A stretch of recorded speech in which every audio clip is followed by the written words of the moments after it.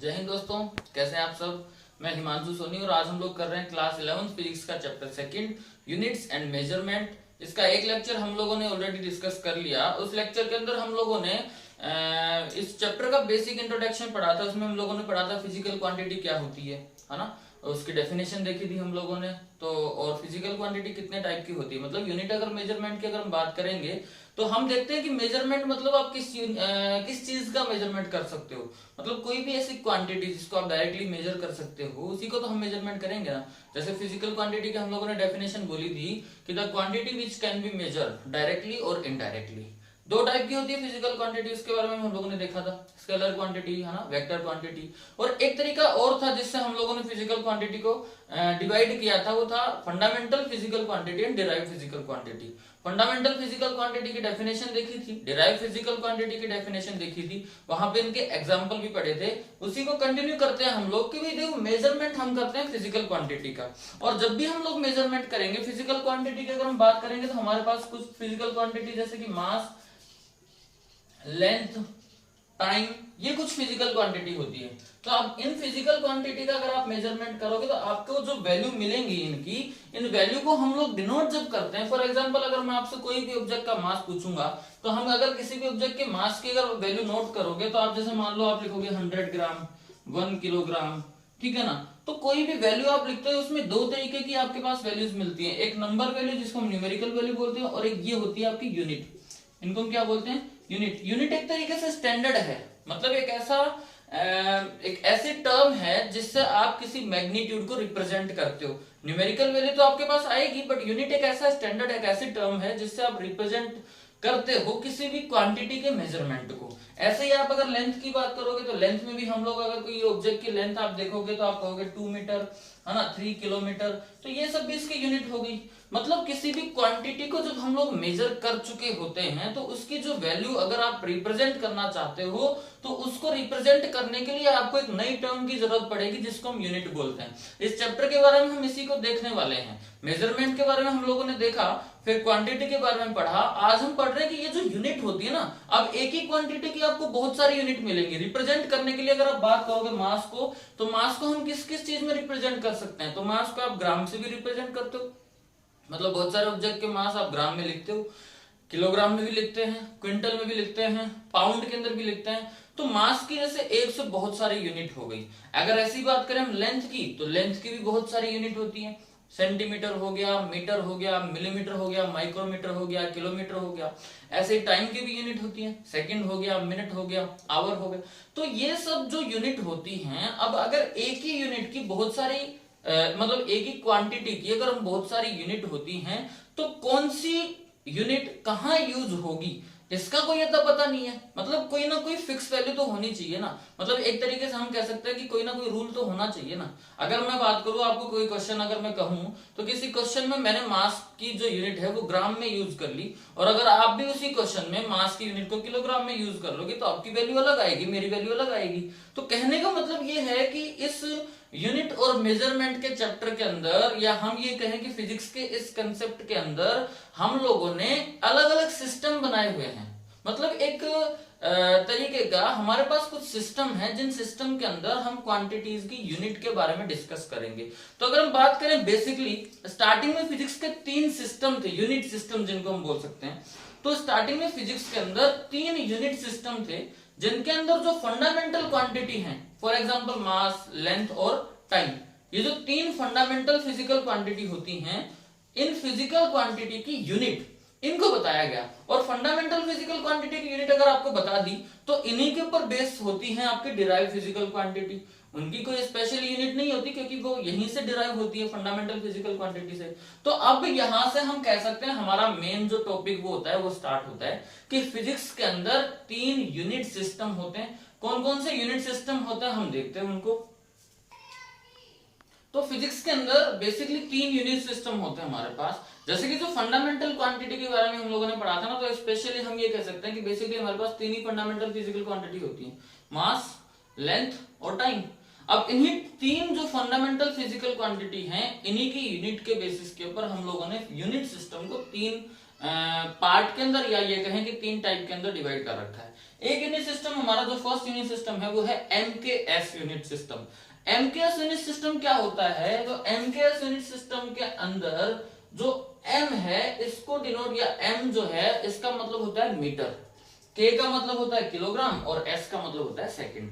मतलब MKS unit system के अंदर लेंथ की यूनिट हमेशा याद रखेंगे, या लेंथ को रिप्रेजेंट किया जाता है मीटर के अंदर, मास को रिप्रेजेंट किया जाता है किलोग्राम के अंदर, और टाइम को रिप्रेजेंट किया जाता है सेकंड के अंदर। तो एमकेएस यूनिट सिस्टम की अगर आप बात करोगे तो एमकेएस यूनिट सिस्टम का मतलब हो गया आपका मीटर किलोग्राम एंड सेकंड।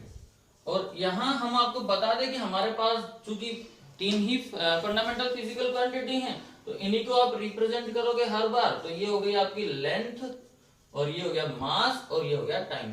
तो MKS unit system is that system in which mass represented in kilogram, length represented in metre and time represented in second. ये एमकेएस यूनिट सिस्टम हो गया। मतलब अब जहां भी अगर मान लो आपको कोई क्वेश्चन मिला हुआ आपके पास, और किसी क्वेश्चन में आपको मास की वैल्यू दी हुई है, और मास की वैल्यू अगर आपको, जैसे मान लो आपको बताया नहीं कि ये एमकेएस यूनिट सिस्टम है क्या, लेकिन क्वेश्चन में हमको मास की वैल्यू मिल गई किलोग्राम, और अगर वहां पे लेंथ यूज होता है तो आप अपने आप ही वहां पे मीटर यूज लगा लेंगे, क्योंकि हमें पता चल गया कि एक क्वांटिटी की यूनिट आपके पास मिल गई, अगर उसमें किलोग्राम है तो इसका मतलब क्या हुआ कि इसका मतलब वहां पे एमकेएस यूनिट सिस्टम यूज हो रहा है, और वहां पे जो दूसरी क्वांटिटी होगी वो भी एमकेएस की होनी चाहिए। अगर टाइम की बात करेंगे तो वो भी सेकंड में यूज करेंगे। तो इस तरीके से हम क्वेश्चन करेंगे तो इनका यूज करेंगे यूनिट सिस्टम का। तो पहले हम इनको समझ लेते हैं अच्छे से। तो पहला यूनिट सिस्टम हो गया। फिर आपके पास दूसरा यूनिट सिस्टम जो है सीजीएस। इस सीजीएस का मतलब क्या होता है? तो सीजीएस का मतलब होता है कि जो लेंथ होती है इसकी यूनिट होगी यहाँ पे सेंटीमीटर।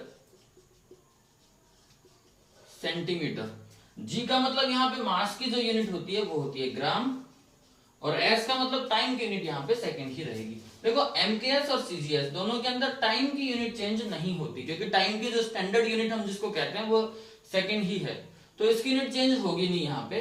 तो एमकेएस यूनिट सिस्टम का मतलब आपके पास हो गया मीटर किलोग्राम सेकंड, सीजीएस का मतलब आपके पास हो गया सेंटीमीटर ग्राम सेकंड, और एफपीएस का मतलब जो तीसरी यूनिट जो होती है आपकी, तीसरा यूनिट सिस्टम जो होता है आपका, इसका मतलब हो गया कि जो यहाँ पे मास है उसको हम रिप्रेजेंट करते हैं फुट के अंदर, फुट, और पी का मतलब मास को रिप्रेजेंट किया जाता है पाउंड के अंदर, और एस मतलब टाइम को रिप्रेजेंट किया जाता है सेकंड के अंदर। तो there are 3 unit system in physics in which mass, length and time are represented in different term. अलग अलग टर्म के अंदर ये यूनिट सिस्टम हमारे हैं, इनको हम लोग रिप्रेजेंट करते हैं। अब वहां यहां तक की बात अगर हम बात करें तो हमारे पास 3 यूनिट सिस्टम हो गए, एक यूनिट सिस्टम तो है नहीं, अब 3 है। तो भाई कई बार क्या होता है कि जैसे मान लो अब ये तीनों यूनिट सिस्टम हमारे काम तो आने वाले हैं, मतलब आपके आगे भी जो डायमेंशन हम लोग पढ़ने वाले हैं उसका एक एप्लीकेशन आएगा, उसमें कोई क्वांटिटी आपको दी हुई होगी, वो एमकेएस में दी हुई होगी, और आपको कहेगा कि एमकेएस से इसको कन्वर्ट करो सीजीएस के अंदर, या सीजीएस में दी हुई होगी और सीजीएस से कन्वर्ट करेंगे एमकेएस के अंदर। लेकिन अगर हम बात करें कि हमारे पास 3 यूनिट सिस्टम है, तो अगर इन तीनों यूनिट सिस्टम का कोई कंक्लूजन निकाल के और एक ही यूनिट सिस्टम हम बना दें, वो स्टैंडर्ड यूनिट सिस्टम बन, ये तो बात हो गई हमारे ग्राउंड लेवल के ऊपर। एमकेएस भी बना दिया हम लोगों ने, सीजीएस भी बना दिया और एफपीएस बना दिया। अब साइंटिस्टों ने सबने ये सोचा कि भाई 3 यूनिट सिस्टम पढ़ने की जरूरत ही क्या है। अगर आप एक स्टैंडर्ड इंटरनेशनल लेवल के ऊपर किसी चीज को लेके चलते हो, तो इन 3 की बजाय हम लोग सिर्फ एक ही यूनिट सिस्टम बना दें, सब तीनों का कंक्लूजन निकाल के, और इस एक ही यूनिट सिस्टम को हम लोग स्टैंडर्ड बना ले। मतलब एक स्टैंडर्ड का मतलब हो गया कि हम इंटरनेशनल लेवल के ऊपर उसको मान्य कर दिया, उसको एक तरीके से अप्रूव कर दिया। तो इन तीनों यूनिट सिस्टम का कंक्लूजन निकाल के सभी साइंटिस्टों ने मिलके इंटरनेशनल लेवल के ऊपर एक स्टैंडर्ड सिस्टम बनाया, जिसका नाम होता है एसआई यूनिट सिस्टम, या हम कह सकते हैं एसआई सिस्टम। और अब इसके बाद से हम लोग जो भी क्वांटिटी पढ़ेंगे उन सब की एसआई यूनिट की ही बात करेंगे। मतलब जब भी हम कोई क्वेश्चन सोल्व करेंगे, हमारे पास कोई भी क्वांटिटी आएगी, आप उसकी एसआई यूनिट ही बात, एसआई यूनिट के बारे में ही हम लोग उसके बारे में पढ़ेंगे। तो अब इन तीनों के बाद एक इंपॉर्टेंट जो सिस्टम हमारा एसआई सिस्टम, उसकी बात करते हैं। तो एसआई सिस्टम अगर हम कहें तो इन्हीं तीनों से मिलकर बनाया हुआ है। पर इनसे ज्यादा इंपॉर्टेंट वो इसलिए है क्योंकि उसको इंटरनेशनली अप्रूव किया गया। तो SI सिस्टम हमारा यहीं से ये स्टार्ट होता है, SI यूनिट सिस्टम। इस SI यूनिट सिस्टम के अंदर ये जो 3 फंडामेंटल क्वांटिटी हम लोगों ने पढ़ी, ये तो है ही है। मतलब अभी तक क्या मान के चल रहे थे हम लोग कि अब तक हम मान के चल रहे थे कि हमारे पास 3 फंडामेंटल फिजिकल क्वांटिटी हैं, मास, लेंथ और टाइम। अब ये तो है ही है। SI सिस्टम के अंदर इन 3 के अलावा, ये 3 तो है ही, लेकिन SI सिस्टम के अंदर टोटल फंडामेंटल फिजिकल क्वांटिटी बताई गई 7। मतलब SI सिस्टम के अंदर हमारे पास 7 फंडामेंटल फिजिकल क्वांटिटी हैं, और वो सातों की सातों ऐसी क्वांटिटी है जो किसी और के ऊपर डिपेंड नहीं करती, इसीलिए उनको हम फंडामेंटल फिजिकल क्वांटिटी बोलते हैं। तो अब उन सातों की हम लोग फंडामेंटल जो क्वांटिटी हैं उनकी क्वांटिटी क्या है उनके नाम पढ़ेंगे, और उन क्वांटिटी की जो यूनिट होती है वो क्या होती है, और उनको रिप्रेजेंट किस तरीके से किया जाता है वो पढ़ेंगे। SI के अगर आपसे कोई फुल फॉर्म पूछेगा तो हम बताएंगे स्टैंडर्ड इंटरनेशनल यूनिट सिस्टम। ऐसा यूनिट सिस्टम जो है उसको हम बोलते हैं स्टैंडर्ड इंटरनेशनल यूनिट सिस्टम। और अब आगे से अब इसके बाद जितनी भी क्वांटिटी आएंगी उनकी SI यूनिट हम पढ़ने वाले हैं। तो कौन कौन सी 7 क्वांटिटी हैं उनको हम देखते हैं। तो SI यूनिट सिस्टम के अंदर हमारे पास 7 फंडामेंटल फिजिकल क्वांटिटी कौन कौन सी होती है उनको देख लेते हैं। तो पहली फिजिकल क्वांटिटी जो फंडामेंटल फिजिकल क्वांटिटी जो है हमारी मास, जो कि हम लोगों ने MKS में पढ़ा था, लेंथ, टाइम, ये 3 तो है। अब एक तरीके से देखा जाए तो ये जो SI यूनिट सिस्टम है इसको हम MKS यूनिट सिस्टम से ही हम लोगों ने कंक्लूड किया है। मतलब एक तरीके से हम कह सकते हैं कि जो MKS यूनिट सिस्टम था वही यूनिट सिस्टम है, लेकिन उसमें सिर्फ 3 physical quantity fundamental physical quantity थी, उसको कंक्लूड करके उसको प्रमोट करके हम कह सकते हैं उसको SI बना दिया, स्टैंडर्ड इंटरनेशनल। अब इसमें 7 फंडामेंटल फिजिकल क्वांटिटी हो गई। अब उन 3 की जो यूनिट MKS में थी वो यहाँ पे वही रहेंगी, जो 4 और ऐड हो गई उनकी यूनिट भी हम लोगों को देखनी पड़ेगी। लेकिन ये एक अप्रूवल हो गया, अब इसके ऊपर एक स्टैंप लग गया, अब आगे से हम इसी को यूज में लेंगे। तो कौन कौन सी है, तो हमने देखा कि भाई मास, लेंथ और टाइम, ये 3 तो थी। चौथी जो फंडामेंटल फिजिकल क्वांटिटी होती है हमारी वो होती है टेम्परेचर। 5वीं fundamental physical quantity electric current. Next fundamental physical quantity intensity. For example अगर लाइट की इंटेंसिटी होती है ना, तो किसी भी जो हम कह सकते हैं उसकी इंटेंसिटी, किसी मटेरियल की इंटेंसिटी। और नेक्स्ट या जो लास्ट फंडामेंटल फिजिकल क्वांटिटी हमारे पास है वो है अमाउंट ऑफ सब्सटेंस। मास की जो यूनिट होती है, अब हमको ये यूनिट याद रखनी है, जब भी हम कोई न्यूमेरिकल सोल्व करेंगे उनमें यही यूनिट हम लोग काम में लेंगे। मास की जो यूनिट होती है वो किलोग्राम, और किलोग्राम को रिप्रेजेंट किया जाता है केजी से। लेंथ की जो यूनिट होती है वो मीटर, मीटर को रिप्रेजेंट किया जाता है एम, स्मॉल एम से। टाइम की यूनिट, तीनों जो यूनिट सिस्टम हम लोगों ने पढ़े और ये जो यूनिट सिस्टम हम पढ़ रहे हैं सब में टाइम की यूनिट सेकंड ही होती है। तो मतलब अगर हम बात करें न्यूमेरिकल सोल्व करने के लिए जब भी हम यूज करेंगे, टाइम आपको आवर के अंदर दिया हुआ है या मिनट के अंदर दिया हुआ है, हम लोग उसको कन्वर्ट करेंगे किसके अंदर, सेकंड के अंदर। करना ही पड़ेगा हम लोगों को सोल्व करने के लिए। तो टाइम की सेकंड है, रिप्रेजेंट किया जाता है एस से। टेम्परेचर जो है इसकी जो यूनिट होती है हमारे पास होती है केल्विन, और केल्विन को रिप्रेजेंट किया जाता है के से। इलेक्ट्रिक करंट की यूनिट होती है एम्पियर, और एम्पियर को रिप्रेजेंट किया जाता है ए से। इंटेंसिटी की यूनिट होती है कैंडेला, और इसको रिप्रेजेंट किया जाता है सीडी से। और अमाउंट ऑफ सब्सटेंस जो होता है उसकी जो यूनिट होती है वो होती है मोल, और इसको रिप्रेजेंट किया जाता है मोल से ही। मतलब जब भी हम किसी अमाउंट की अगर हम बात करेंगे तो वहां पे हम मोल ही लिखेंगे। अब आपको बता देता हूँ कि जो बेसिकली हम लोग 11th चैप्टर में या हम कहें 11th क्लास के अंदर हम लोग डायमेंशन की बात करेंगे, या जहां तक हम लोग इनकी बात करेंगे यूनिट और मेजरमेंट की, वहां पे बेसिकली हमारे पास मेन जो क्वांटिटी है वो यही 3 है।